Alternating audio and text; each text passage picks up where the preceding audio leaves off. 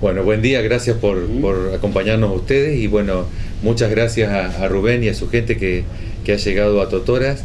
En realidad esta visita, bueno, estaba pendiente de hace un tiempo, yo lo había invitado varias veces a Rubén, sé que está muy ocupado, pero bueno, con gusto lo recibimos. La agenda seguramente va a ser abierta porque hay muchos temas para abordar desde nuestra óptica y seguramente la de él también. Y bueno, los temas, digamos, que siempre tienen que ver son con los funcionamientos de la municipalidad. No estamos en un contexto provincial y nacional que no escapa a nadie, sobre todo en estos días, en estas épocas, cada vez de alguna manera más comprometido. Y así que es bueno recibir siempre a un legislador que sabemos ha sido muy comprometido en su faz nacional. Cuando yo arranqué acá, vos estabas de senador nacional, fuiste el primero que nos visitaste, y ahora, bueno, ha pasado a la provincia, pero sabemos que tiene el mismo compromiso, la misma forma de trabajo, y la compartimos, la valoramos, y por eso lo habíamos invitado, y aquí está. Bueno, Rubén, buenos días. Creo que había llegado varias veces aquí como candidato, también como funcionario, y en este momento como diputado provincial, lo decía el intendente, en una coyuntura muy especial, de mucha incertidumbre, ¿no? En cuanto a la cuestión económica, la cuestión de futuro, provincial, nacional. Bienvenido antes que nada. Venís con un libro que además se lo vas a entregar, que es una investigación de YPF Chevron, pero sería interesante, ¿no?, para el ciudadano que tantas veces te escuchó comprometido con las realidades, escuchar tu sensación, tu análisis de esta situación del país, de la provincia, de lo que puede venir, del FMI, que aparece como un monstruo para algunos y como una mano tendida para otros, según con la interpretación que se le realice. Buenos días. ¿Qué tal? Buenos días. Siempre es un gusto venir a Totoras, siempre es un gusto visitarlo, Horacio.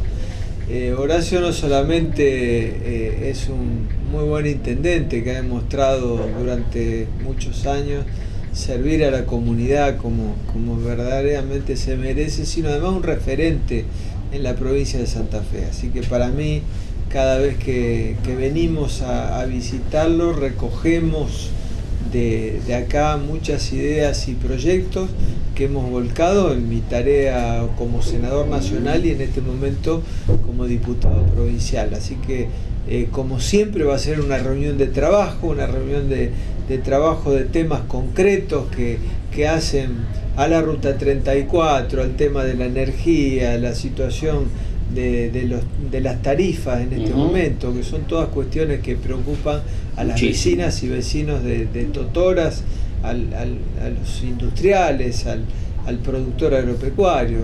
Así que muy conforme. Bueno, con la pregunta que hiciste podíamos estar un día entero sí. Charlando. Estamos todos preocupados por una situación económica complicada.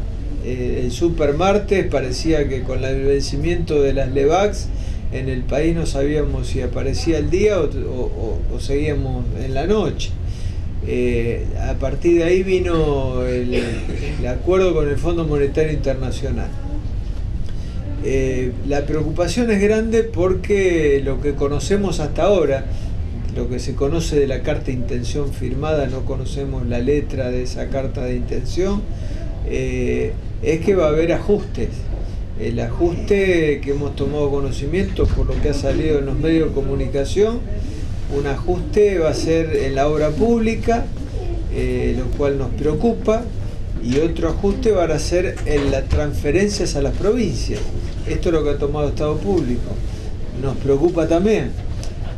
Así que veremos de qué manera no se perjudica a la provincia de Santa Fe y en consecuencia cada uno de los municipios y comunas de nuestra provincia, porque bueno, salir de la turbulencia financiera que estábamos, hay que ver a qué costo, ¿no? Aparentemente no va a ser gratis. Esperemos que este ajuste, que este costo no lo paguen los que menos tienen y no lo pague el interior del país del cual somos parte. Bueno, un ajuste que, a ver, a los números nos remitimos, ya arrancó, sería más ajustes más ajuste al que ya hubo. Sí, como vos decís, ya hubo ajustes y, por ejemplo, en el tema tarifario es un tema donde se expresa esos ajustes, ¿no? Porque cuando vos tenés una situación donde los ingresos salariales se dan en un porcentaje, este año estaba planteado un 15%, ya todas las pautas planteadas para el 2018 han quedado desactualizadas. El mismo acuerdo con el Fondo Monetario no plantea pauta de inflación para este año, lo cual indica que vamos a tener una inflación más cercana al 30% que al 20% como se preveía. La inflación impacta directamente sobre los ingresos de los trabajadores, de ingresos fijos, sobre los jubilados, los pensionados. Evidentemente estamos en una situación económico-social compleja, y el anuncio de que se van a mantener los aumentos tarifarios y con una inflación alta en un marco recesivo, que ya ingresamos en este momento en un periodo recesivo, es una combinación complicada. O sea que si ya el llevar una situación del país con un déficit fiscal heredado que era muy importante, que dejó el gobierno anterior, con una inflación alta que quedó del gobierno anterior, y eso venía el gobierno llevándolo con lo que se llamaba gradualismo, ahora las exigencias que introduce el Fondo Monetario para achicar el déficit fiscal son mucho más duras, y por lo tanto, por eso digo, la perspectiva, si bien los mercados financieros recibieron esto con mucha alegría, desde la población, desde los usuarios, desde la gente, de los trabajadores, de los productores, me parece que entramos en un año complejo de apretarse más todavía el cinturón de lo que venía. Bueno, el tema de la tarifa de energía eléctrica es lo que más se nota en los bolsillos, porque el aumento es realmente notorio. Yo creo que la sociedad se manifestó, reclamó, denunció, pero le puso límites, esperó respuestas de las autoridades, indudablemente no llegaron. No hubo reacción ni del gobierno nacional ni del gobierno provincial, donde se trasladan las responsabilidades mutuamente, al menos en las entrevistas que pudimos hacer, ¿no? Sí, yo creo que el tema de la tarifa eléctrica, la primera cuestión que hay que manifestar es que Santa Fe no tenía un atraso tarifario. Nosotros veníamos con una tarifa eléctrica alta, importante, o sea que pesaba en la economía familiar, pesaba al industrial, al industrial metalúrgico, al pequeño comerciante, o sea, siempre la tarifa eléctrica fue importante. Por eso este kit de subsidio de la parte nacional, que se trasladó directamente al usuario, el aumento de diciembre sumado al aumento que tuvimos en enero, impactó sobre un consumo alto que se da en el mes de verano, y por lo tanto las boletas que llegaron asustaron a todo el mundo. Yo creo que ese sendero de tarifazo sobre tarifazo hay que frenarlo. Nosotros presentamos un proyecto en la legislatura para frenar el tarifazo durante el 2018, porque se percibe como que ya hay un agotamiento de la capacidad de pago. Es muy natural entrar a cualquier hogar y en la mesa de una cocina uno ve las boletas de luz, de gas, y la gente haciendo cuenta a ver cómo paga eso. No alcanza con lo que se propone ahora de diferir el pago, por ejemplo, de la boleta de gas a octubre, noviembre, para que sea menos costoso el gas que ahora en estos días de frío vamos a consumir mucho más. No alcanza. Yo creo que hay que buscar un acuerdo político, social, entre todos, para ver cómo el sendero de tarifario se hace no tan salvaje como ha sido hasta ahora. A mí me da la sensación, a veces escuchando a algunos ministros nacionales, como que hablan de la capital federal y parece que la realidad del país fuera la de la capital federal. yo como senador nacional lo hemos charlado con Horacio en otras oportunidades, hemos mostrado las boletas que se pagaban en la ciudad de Buenos Aires de electricidad, de gas, y eran irrisorias en el conurbano rico bonaerense. Entonces no es la misma situación de la ciudad de Buenos Aires, del conurbano rico bonaerense, de la que vivimos en la provincia de Santa Fe y en muchas provincias argentinas. Por lo tanto, tendría que haber habido una reducción de subsidios de manera diferente, gradual en nuestro caso, menor a la que se hace en la ciudad de Buenos Aires, porque fíjate vos que el mismo porcentaje que están aumentando en la ciudad de Buenos Aires se hace sobre valores muy bajos que tenían antes. Pero esos porcentajes aplicados sobre valores altos, que ya pagábamos tarifas eléctricas importantes, significa un costo muy importante para las familias. Por eso el tema de la tarifa se ha transformado primero en un tema económico. ¿Por qué? Porque cualquier economista cercano o lejano al gobierno hoy plantea que el arrastre de la inflación, y que es un problema económico serio, se da por los tarifazos. Y en segundo lugar, entramos en un periodo recesivo y por lo tanto los tarifazos conspiran contra el consumo interno, que de alguna manera el consumo interno es lo que mueve todo. Entonces la gente ya deja de comprar muchas cosas porque el costo de los servicios sobre la canasta familiar se ha hecho mucho más importante. Es decir, dos efectos económicos totalmente contradictorios con lo que quiere el gobierno provincial y nacional. Por eso el frenar el tarifazo creo que es un elemento fundamental. Pero bueno, no va a suceder. Lo que estamos escuchando evidentemente no va a suceder. Me parece que se va a entrar en un círculo vicioso que ya conocido en el país, en donde la retracción del consumo, la recesión, baja la recaudación impositiva y por lo tanto no va a bajar la brecha de déficit fiscal que tenemos.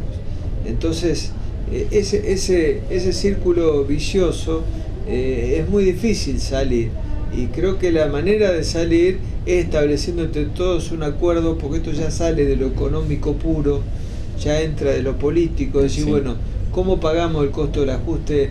Que los sectores que más capacidad tienen sean los que más contribuyen y no, como siempre pasa en la crisis, históricamente, que los que menos tienen son los que más ponen, ¿no?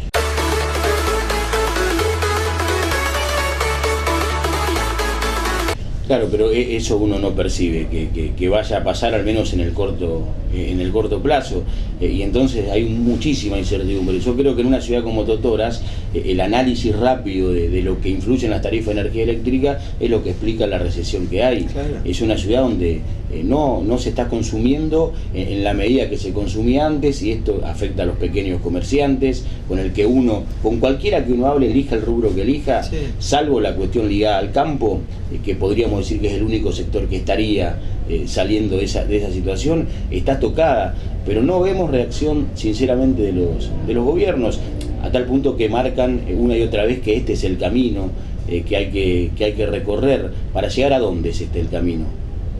¿A dónde llegaríamos con este camino? No, con este camino yo creo que entramos en una situación muy complicada. Yo espero que reflexionen, porque hablamos de crisis económica, estamos hablando de crisis social, pero se va a transformar esto, si se profundiza este camino, en una crisis política.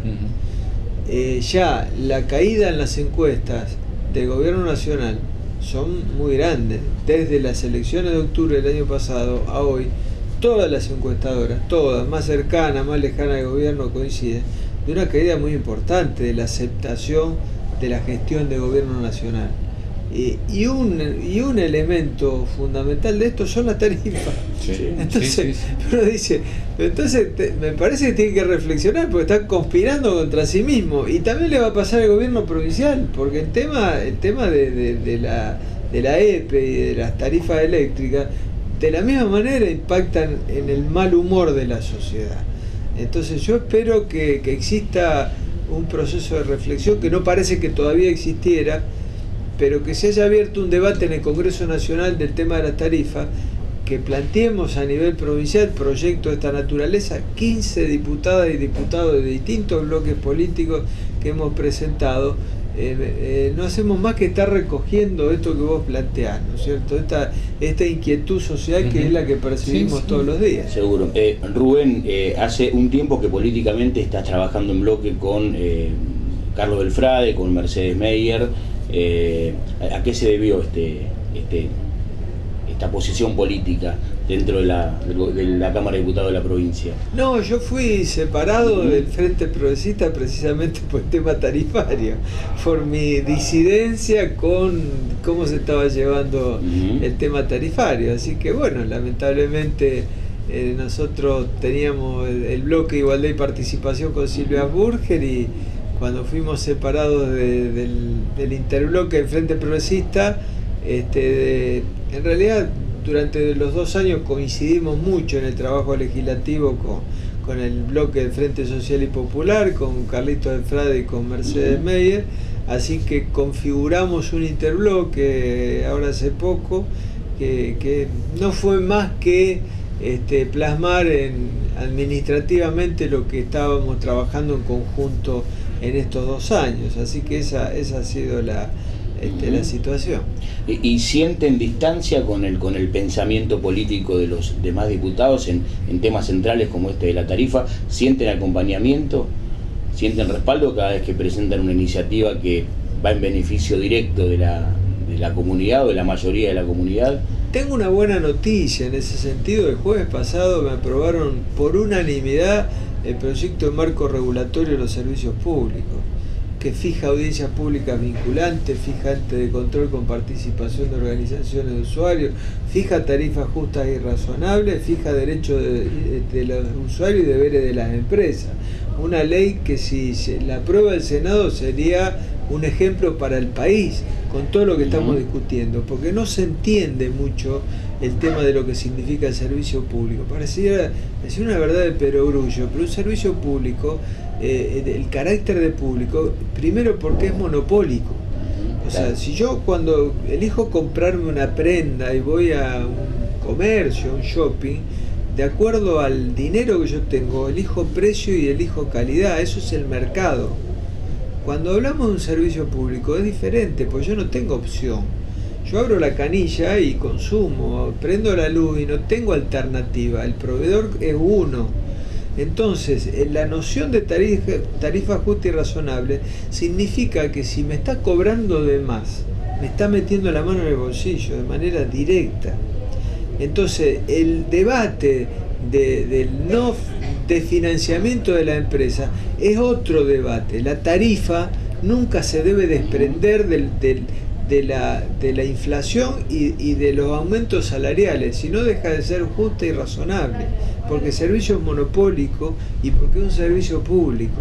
Entonces se aprueba esta ley en diputados el jueves pasado, que es un avance gigantesco, que si la llega a aprobar Senado, quizás no le damos la respuesta hoy de las tarifas como están, pero sí le damos para el día de mañana, para que este tema lo abordemos desde una visión estratégica, de una política de Estado, de cómo debiera haber sido siempre, y se perdió la noción porque vivimos 12 años de congelamiento de tarifa en la ciudad de Buenos Aires y en el conurbano rico, como decíamos, y ahora se vino a esta locura donde un funcionario entre 4 paredes parece que meterte un tarifazo del 70% es poco, porque arrancó Aranguren con el 2000% en el gas, porque el atraso que tenía en la ciudad de Buenos Aires, pero es como que contagió a todo el país de eso. Y esto hay que volver a un sendero de lo que es un servicio público, que es fundamental desde el punto de vista social y desde el punto de vista económico, que es lo que hay que entender. Con el agravante en este tipo de localidades que no tenemos gas natural todavía. Claro. Imagínense la demanda de electricidad para todo el año. Claro, pero fíjate vos. Se reemplazó el gas con la energía. Totalmente, pero hay otro criterio, no es para consolarlo, pero se terminó el gas natural en la República Argentina barato. No existe más, ni va a existir. Porque acá se apostó, que empezó con el gobierno anterior, al gas del fracking en Vaca Muerta. Yo yo le traje este libro a Horacio, que este libro está en función de todo un estudio que hicimos de lo que significa la explotación del gas en Neuquén, en la provincia de Neuquén, en Vaca Muerta, a través del fracking. La roca madre en Neuquén está a 3.000 metros de profundidad. Hay dos países nomás donde se hace fracking, Estados Unidos y Argentina. Pero en Estados Unidos el fracking se hace a 700 metros de profundidad hasta la roca madre. Entonces la cuestión económica de perforar e irte a 700 metros es una, pero irte a 3.000 metros de profundidad es otra.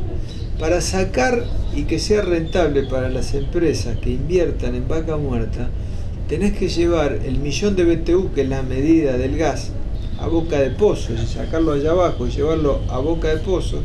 Después va el valor de transporte y el valor de distribución, son tres costos distintos, pero para llevarlo a la superficie, ese gas natural, el 1.000.000 de BTU, el costo tiene que ser $7.60, cuando en el mercado internacional el costo del 1.000.000 de BTU está entre $2 y $3. Por eso apostar al gas natural de Vaca Muerta, como se está apostando, significa que semestralmente tengamos un aumento en la tarifa del gas natural. Significa que esa tarifa del 1.000.000 de BTU está dolarizada, que hablar del 1.000.000 de BTU de gas a boca de pozo es hablar del 40% más o menos del impacto que tiene en la tarifa, en la boleta que a vos te llega finalmente. O sea que cuando vemos que el dólar no sabemos cuánto va a estar la semana que viene, que tengamos una tarifa dolarizada que va a ser aumentada semestralmente, ya todos estamos donde tenemos gas natural, como en mi caso en Rosario, apagando todo y haciendo el cálculo si nos conviene más gastar gas natural, gastar electricidad, claro. todo es caro, pero por eso digo, esto no quiere decir que no sigamos peleando como hemos peleado toda la vida por el gas natural, que ya tendría que tener Totora y toda la región, ¿no es cierto?, oeste de la provincia de Santa Fe, pero digo, el gas natural barato ya es pasado. Dos temas solamente en el final, así continúan con la reunión. Carlos Belfrade presentó un tema que también se discute mucho en nuestras localidades y en esta región, que es el tema de los límites agronómicos al uso de agroquímicos, una ley bastante contundente presentaron el año pasado. ¿Cómo crees que puede avanzar ese tema en la legislatura? Que tampoco hubo no se votó en los últimos años, perdió estado parlamentario varias veces, intentos de modificar la ley 11.273, o hacer una nueva, o modificarla. ¿Cuál es tu posición? Porque aquí también se traslada a las localidades una discusión que por allí debía salir unificada desde el gobierno de la provincia y hasta desde el gobierno nacional también. Sí, comparto. Yo firmé el proyecto de ley de Carlitos. Parece que es un buen proyecto, que fija un límite que va de la mano un poco con el fallo de San Jorge. Es decir, que tiene que haber una protección razonable a lo que significa la práctica de los agrotóxicos, que protejan a los pueblos y muchas veces hasta escuelas, ¿no? Porque se da situación como que se fumiga prácticamente llegando al borde de las escuelas. Lo hemos visto en muchos lugares de la provincia de Santa Fe. Lo mismo desde el punto de vista de la prohibición de la fumigación aérea. Creo que este es un debate necesario que se tiene que dar. Cada vez yo recorro mucho la provincia y cada vez aparecen, y esto, el aporte que se ha hecho de la Facultad de Ciencias Médicas es muy importante, aparecen patologías con una frecuencia y una cantidad que no son normales en el tiempo de cómo se ha dado en distintos lugares de la provincia de Santa Fe. O sea que lamentablemente en la legislatura todavía no se abrió el debate necesario. Se han empezado a tratar los proyectos, pero me parece que no con la velocidad que necesitaríamos, porque estamos hablando de un tema que habla de la salud, de un tema que habla de la producción, estamos hablando de un tema estratégico. Comparto lo que vos planteabas, que no solamente es un problema provincial, sino nacional, porque lo que pasa acá pasa en Córdoba también, claro, pasa en Entre Ríos, es decir, es un tema que... Y tampoco puede haber una ordenanza acá y otra en Salto Grande y otra en Bustín. Menos aún, Cañada, claro. menos aún. O sea que una ley es necesaria provincial y también un abordaje nacional de lo que significan estos agrotóxicos, ¿no? Bueno, y por último, en el tema de esta discusión del aborto, que es histórica porque se votará por primera vez mañana en la Cámara de Diputados de la Nación, ¿cómo lo ves el tema? ¿Cuál es tu posición? Si la tenés. Primero, me pareció muy bueno que se debata, que se abra el debate a la sociedad, me parece muy importante. Me parece que hay una madurez ya en tantos años de democracia como para que no pueda haber ningún tema que se diga de esto no se habla. Y creo que es un ejemplo lo que ha dado la Cámara de Diputados de 725 exponentes. O sea, y todo el mundo pasó y dijo lo que tenía que decir, especialistas, médicos. Un debate, yo creo que en ese sentido fue muy bueno. Muy bueno también lo que vivimos en estos días, de lo que ha sido las movilizaciones en uno u otro sentido, ¿no? Yo vi mucha gente que se expresa, lo cual en la democracia creo que es una madurez en este sentido. No sé cómo saldrá el resultado mañana. Está abierto. Está abierto, está muy parejo, se expresa mucha transversalidad en los distintos bloques. Yo soy autor de una ley de despenalización cuando fui diputado nacional en el año 2002, cuando fui senador nacional en el año 2004, o sea que mi posición en ese sentido es muy clara. Creo que es un tema de salud pública, hay 500.000, se estima, abortos que se producen en el país anualmente, con lo cual